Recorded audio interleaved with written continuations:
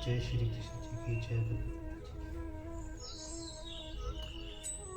पांचवें श्लोक में भगवान का चिंतन करते करते मरने वाले साधारण मनुष्य की गति का संक्षेप वर्णन किया गया है।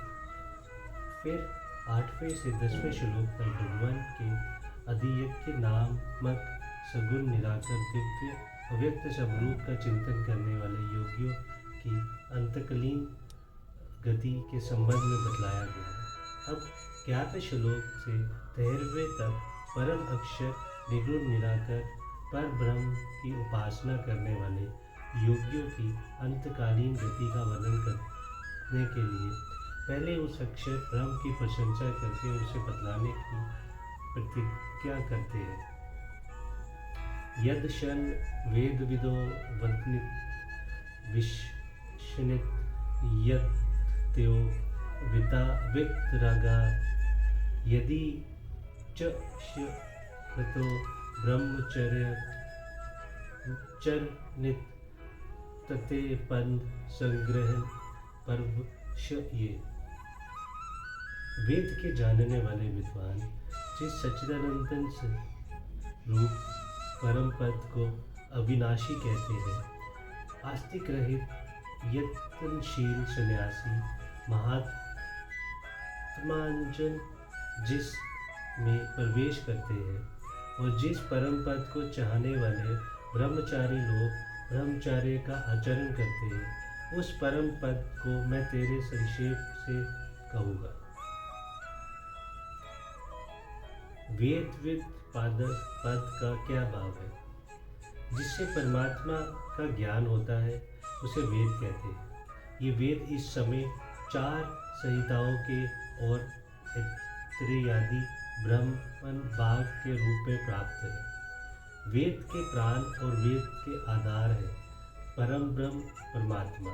वही वेद के तात्पर्य है। उस तात्पर्य को जो जानते हैं और जानकर उसे प्राप्त करने की अविरत साधना करते हैं तथा अंत में प्राप्त कर लेते हैं, वह ज्ञानी महात्मा पुरुष ही वेद के यथार्थ ज्ञाता है। वेद को जानने वाले जिसे अविनाशी बतलाते हैं, इस वाक्य का क्या भाव है? यत पद से सच्चिदानंदन पर ब्रह्म का निर्देश है। यहाँ ये बात दिखलाया गया है कि वेद के जानने वाले ज्ञानी महात्मा पुरुष ही उस ब्रह्म के विषय में कुछ कह सकते हैं। इसमें अन्य लोगों का अधिकार नहीं है। वह महात्मा कहते हैं कि ये अक्षर है, अर्थात ये एक ऐसा महान तत्व है जिसका किसी भी अवस्था में कभी भी किसी भी रूप के क्षय नहीं होता। वह सदा अविनश्वर, एकरस और एकरूप रहता है। 12वें अध्याय के 3 श्लोक में जिस अव्यक्त अक्षर की उपासना का वर्णन है, यहाँ भी उसी का प्रसंग है। वितरागा विशेषण के साथ यत्य पद किर्गावाचक है। जिनमें आस्तिका स्वथा अभाव हो गया है, वह वीतराग है और ऐसे वीतराग तीव्र विराग्यवान परमात्मा की प्राप्ति के पात्र ब्रह्म में स्थित एवं उच्च श्रेणी के साधनों से संपन्न जो सन्यासी महात्मा है, उनका वाचक यहाँ यत्य पद है।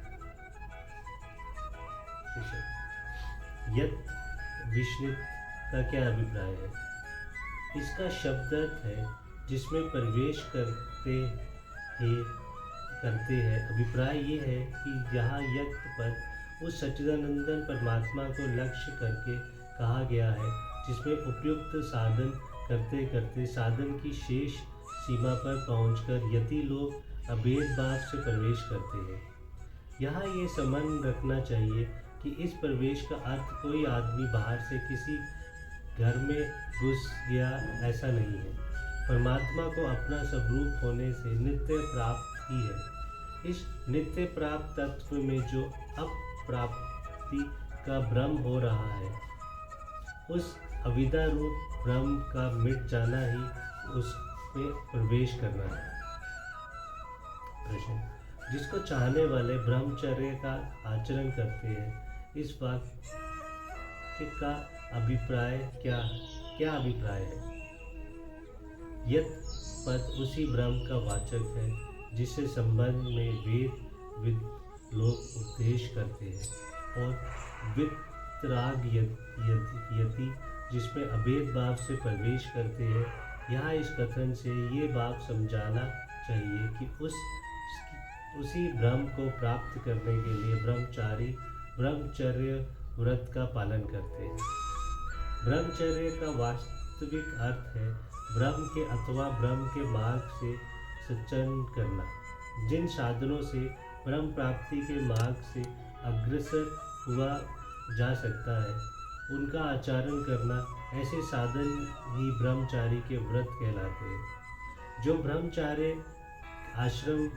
आश्रम धर्म के रूप में अवश्य पालनीय है, और साधारणतया तो अवस्था भेद के अनुसार सभी साधकों का यथाशक्ति उनका अवश्य पालन करना चाहिए। ब्रह्मचर्य में प्रधान तत्व है बिंदु का संरक्षण और संशोधन। इससे वासनाओं के नाश द्वारा ब्रह्म की प्राप्ति में बड़ी सहायता मिलती है। उद्वृत्ता निष्ठा ब्रह्मचारियों का तो वीर्य किसी भी अवस्था में अधोमुखी होते ही नहीं, अतएव वह तो ब्रह्म के मार्ग में अनायास ही आगे बढ़ जाते हैं।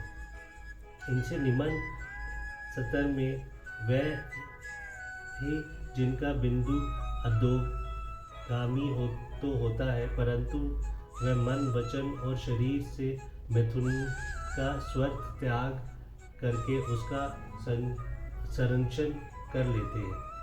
ये भी इस प्रकार से ब्रह्मचार्य ही है। इसी के लिए गरुड़ पूर्णा में कहा है, कर्मणा मनसा वाचा स्वर्वस्था सुश्रदा स्वर्थ मिथुन यागो ब्रह्मचर्य प्रचक्षते। सब जगह सब तरह की स्थिति में श्रद्धा मन वाणी और कर्म से मैथुन का त्याग ब्रह्मचर्य कहलाता है। आश्चर्य व अवस्था का लक्ष्य भी ब्रह्म की ही प्राप्ति है। ब्रह्मचार्य सबसे पहला आश्रम है, उसमें विशेष सावधानी के साथ ब्रह्मचर्य के नियमों का पालन करना आवश्यक है। इसीलिए कहा गया है कि ब्रह्म की इच्छा करने वाले ब्रह्मचार्य का आचरण करते हैं। वह पद में तुझे संक्षेप से कहूँगा, इस वाक्य का क्या अभिप्राय है? इस वाक्य से भगवान ने ये प्रतिज्ञा की है कि उपयुक्त वाक्य में जिस पर ब्रह्म परमात्मा का निर्देश किया गया है वह ब्रह्म कौन है, और अंत काल में किस प्रकार साधना करने वाले मनुष्य उसको प्राप्त होते हैं, ये बात मैं तुम्हें संक्षेप से कहूँगा। जय श्री कृष्ण जी, जय भगवती।